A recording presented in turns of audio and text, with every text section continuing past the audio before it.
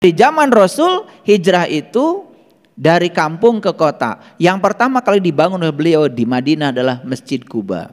Nah, cerita tentang Masjid Quba ini juga banyak yang salah kaprah. Karena ada yang mengatakan Masjid Quba adalah masjid yang dibangun atas dasar takwa. Emang Masjid Istiqlal atas dasar apa?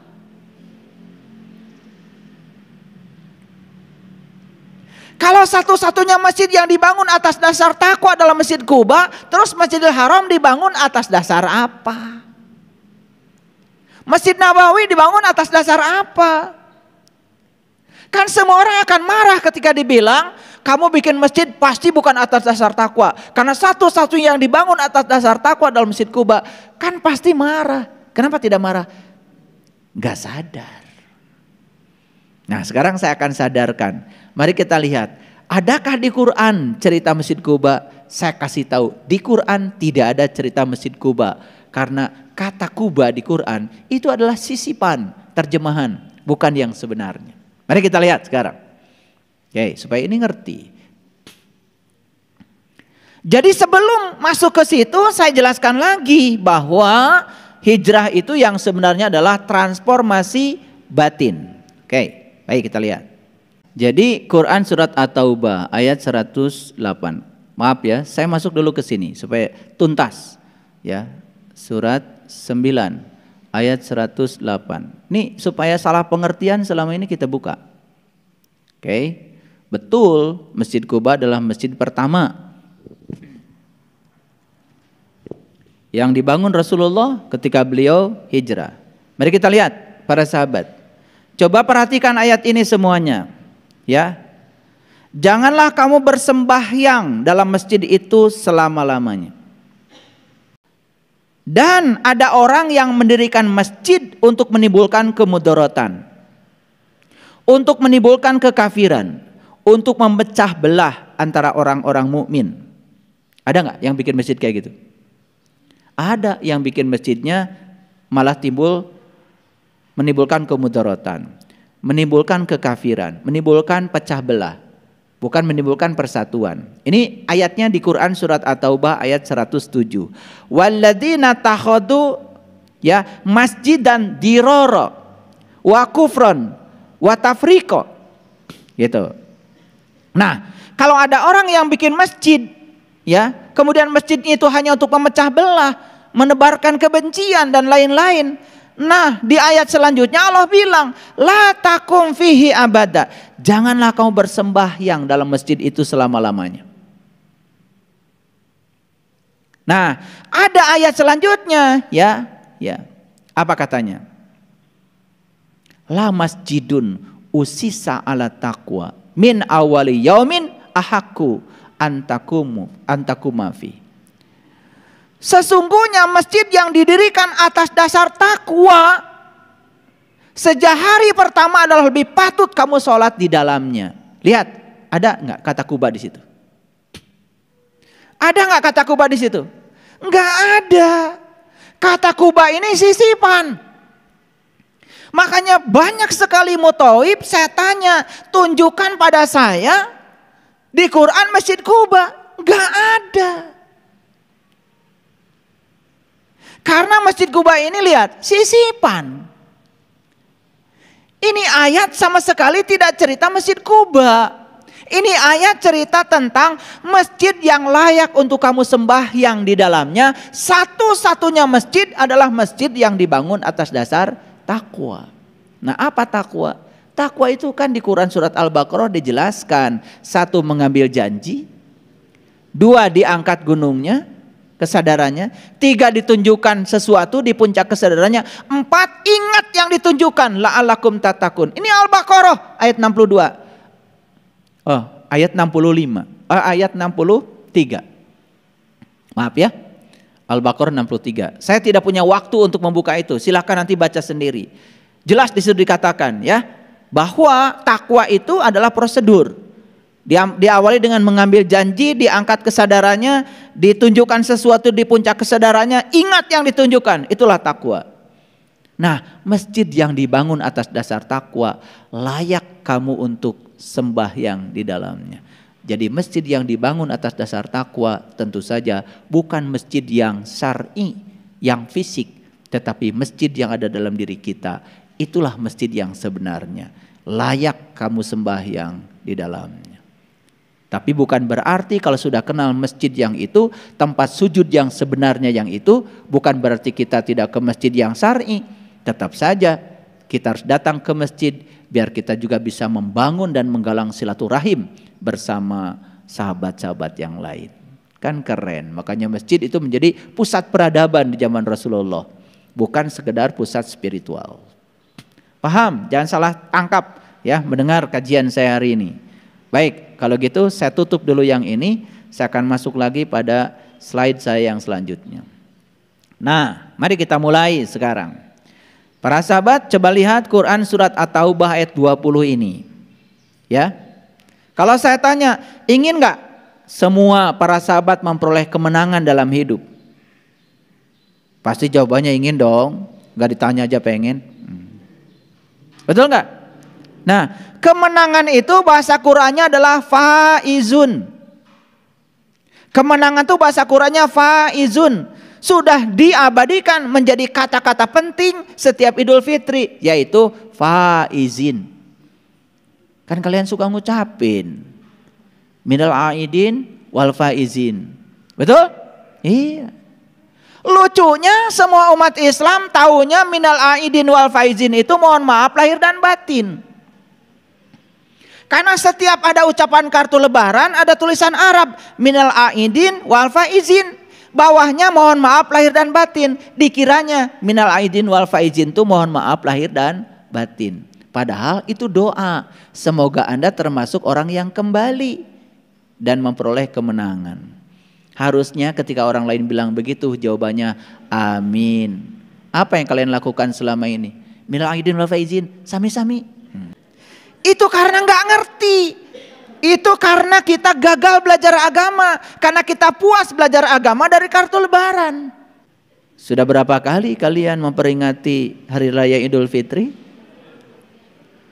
Eta ti leuletik nepi ka ayeuna kitu wae. Mana hijrahnya? Mana transformasi batinnya? Enggak ada hijrah.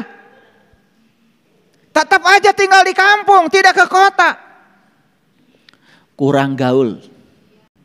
Bisa enggak melihat perbedaan kalau orang sudah pergi ke kota dari kampung? Bisa enggak?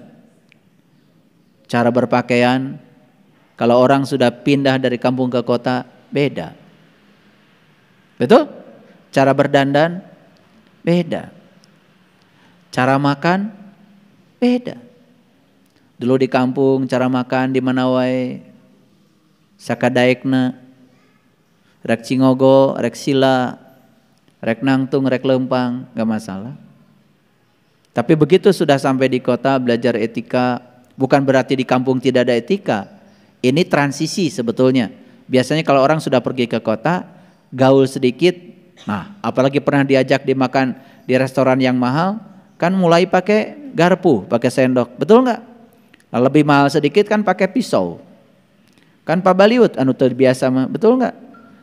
Ya, pisau di tangan mana, garpu di tangan mana, betul nggak? Iya. Nah, jadi sebetulnya spiritualitas juga begitu, ya. Ya, jadi ada istilah kampung, ada istilah kota. Awas ya, saya tidak bicara tempat. Jangan tersinggung. Wah, ini mendiskreditkan orang kampung. Tidak. Karena bisa jadi yang saya ajak bicara ini orang kota semua. Cuman tinggalnya di kampung. Batinnya maksud saya. Iya.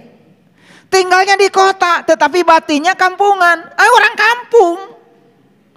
Belum hijrah. Belum hijrah. Nah, mari kita lihat ayat ini. Yuk. Allazina amanu wa hajaru wa jahadu fi sabilillah bi amwalihim wa anfusihim a'dhamu darajatan indallah wa ulaika humul faizun. Saya tanya tadi, ingin dapat kemenangan? Ingin. Walaupun belum tahu kemenangan itu apa. Karena kalian pokoknya ingin lah. Iya, kayak dulu kan begitu. Ihdinas syiratal mustaqim, tunjuki aku ke jalan yang lurus.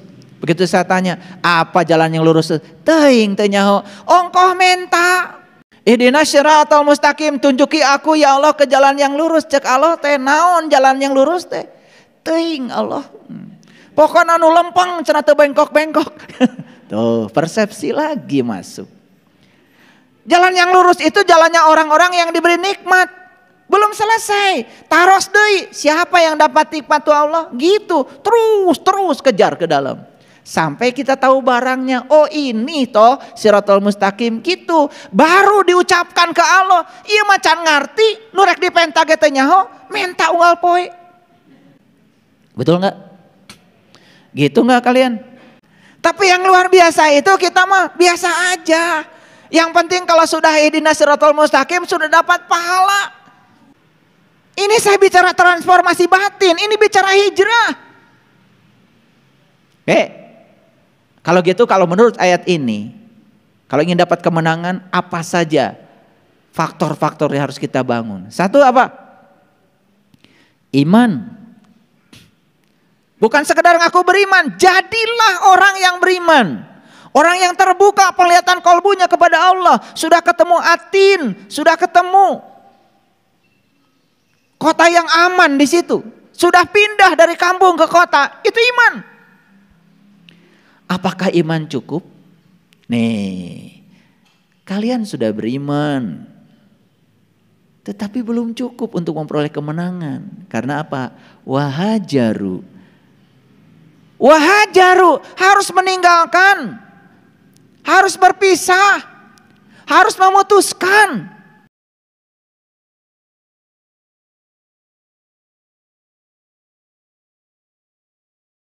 Apa itu? Ini lihat saya semua. Mempertahankan yang kita miliki.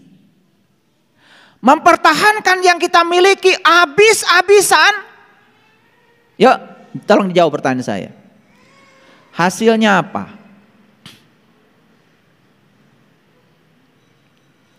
Hasilnya apa? Hasilnya adalah kemelekatan. Hasilnya adalah keserakahan. Dan orang yang mempertahankan yang dimiliki secara membabi buta, saya yakinkan dia tidak bahagia. Orang yang ingin tabungannya 100 juta, tetap 100 juta di tabungan. Sapatu soek temeli. Kolor soek temeli. Sikat gigi geus ipis temeli. Odol temeli. Sok hayang mempertahankan agar uang di tabungan 100 juta. Hari ini punya kebutuhan apapun gak beli, itu untuk diri sendiri, komo gerbatur. Coba saya mau nanya, apakah orang yang semacam ini bahagia? Sangsara. Eta sikat gigi. Ya. Bahasa Inggris nama geus jebel.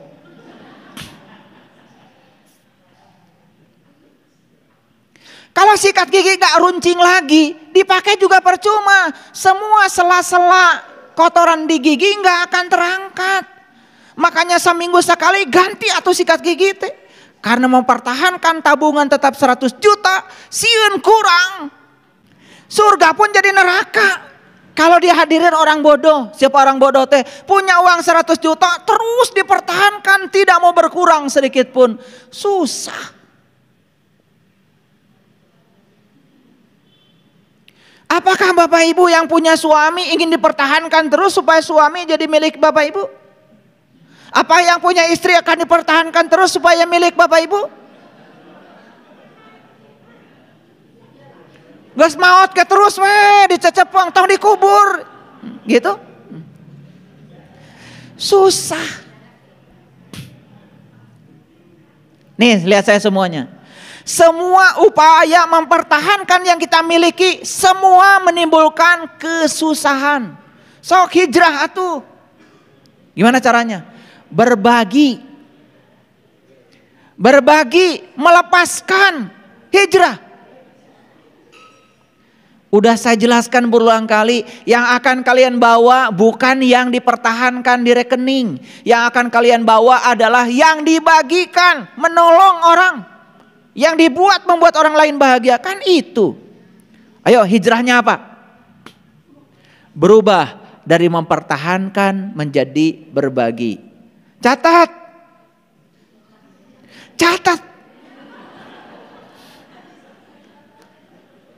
Mulai sekarang saya akan hijrah. Tidak akan mempertahankan yang saya miliki. Mulai sekarang apapun yang saya miliki akan saya gunakan untuk berbagi. Karena saya tidak tahu besok saya mungkin tidak bisa berbagi lagi.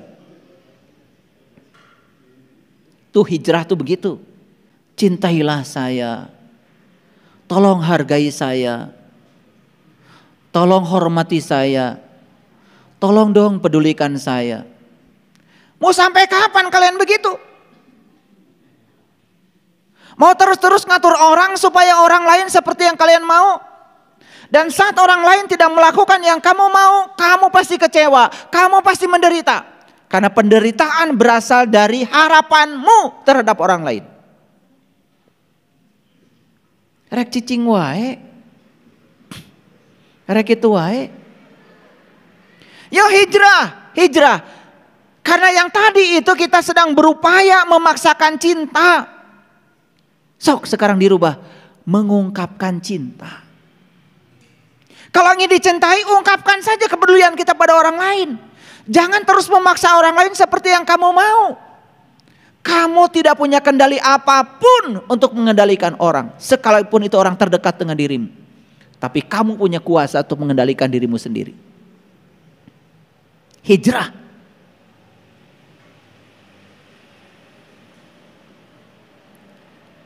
Suka sholat nggak? Suka sholat nggak?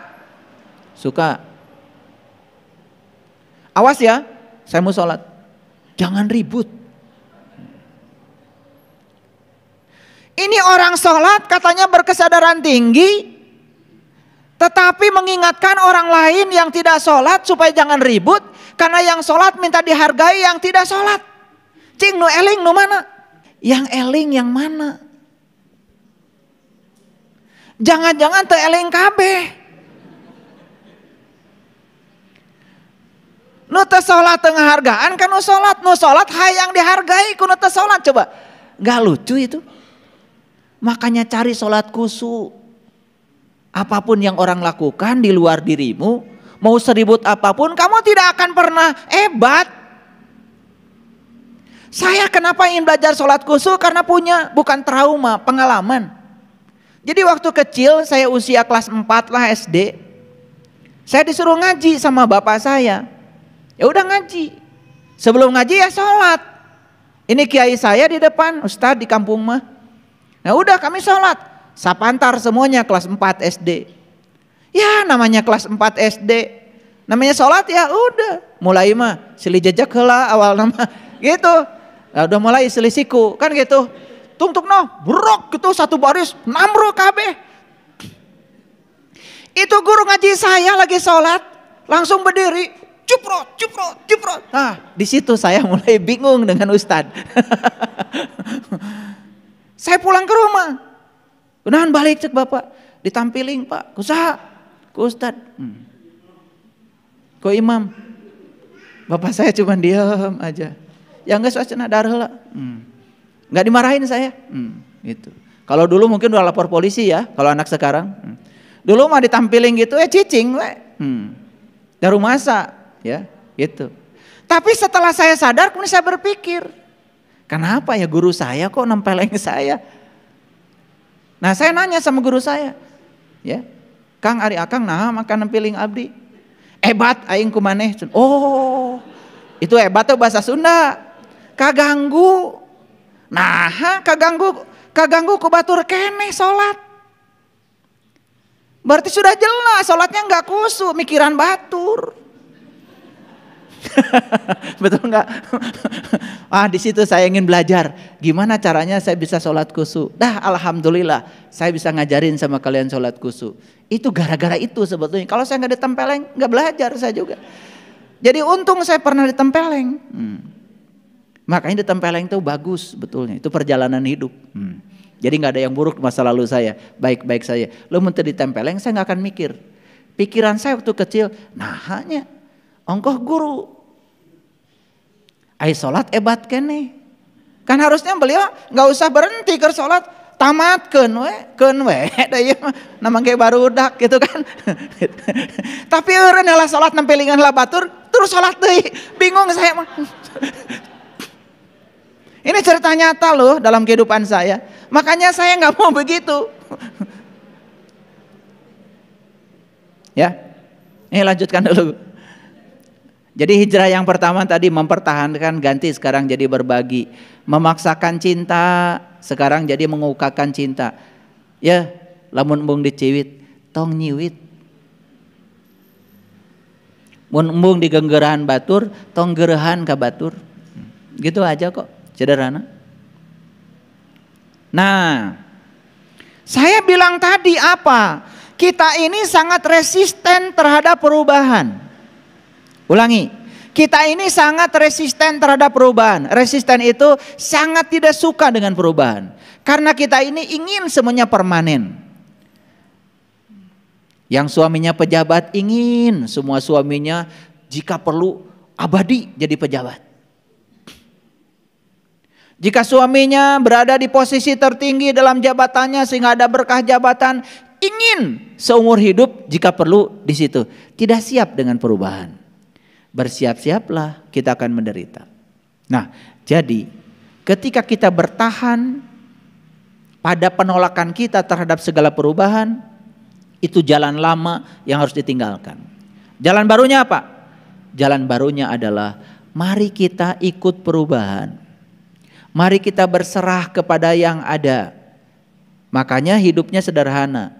Jangan hidup berdasarkan apa yang seharusnya. Hidup saja berdasarkan apa yang ada.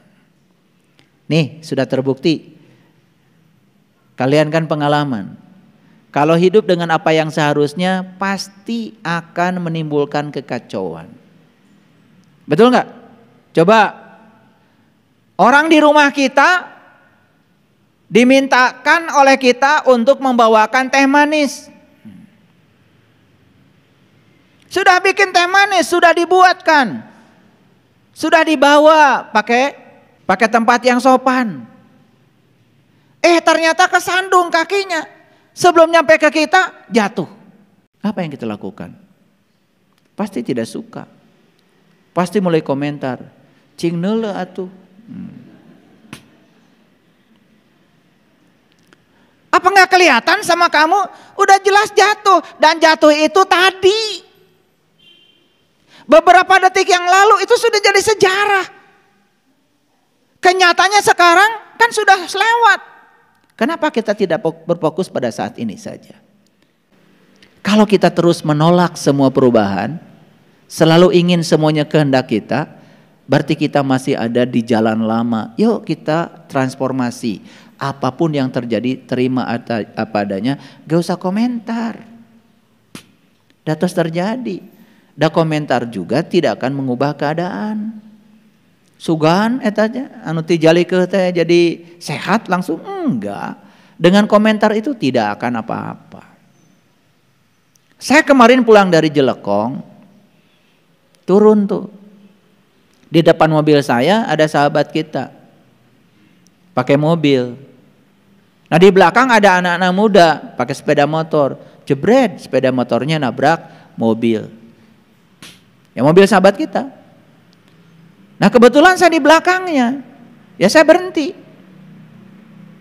Ada ribut-ribut di situ, saya turun dari mobil. Udah saya bilang. Udah jalan. Anak kecil saya tanya, gimana sakit gak? Aduh Pak, ya nyerinya. Sok. Uih weh. Besok jangan gitu lagi. Takut anaknya. Kenapa? Karena sahabat kita belum bisa nerima. Derek dicarekan kayak budak, mobil teh mau jadi alus. Supaya jadi alus mah ka bengkel. Makanya sederhana, begitu saya turun, sok kamu pergi, saya bilang. Anak kecil, dah kamu jalan lagi. Anak kecil sampai cium tangan saya, nuhun pak, dah sieun meureun. kita ini terbiasa, begitu ada yang begitu tuh langsung melakukan tindakan yang justru memperparah masalah. Makanya kalau ada masalah coba berfokus pada solusi, jangan berfokus pada masalah. Iya kejadian teh geus jadi, jangan ditambah deui masalahna. Apa dengan marah menjadi bagus? Tidak. Kan selesai dititah init mah. Paham?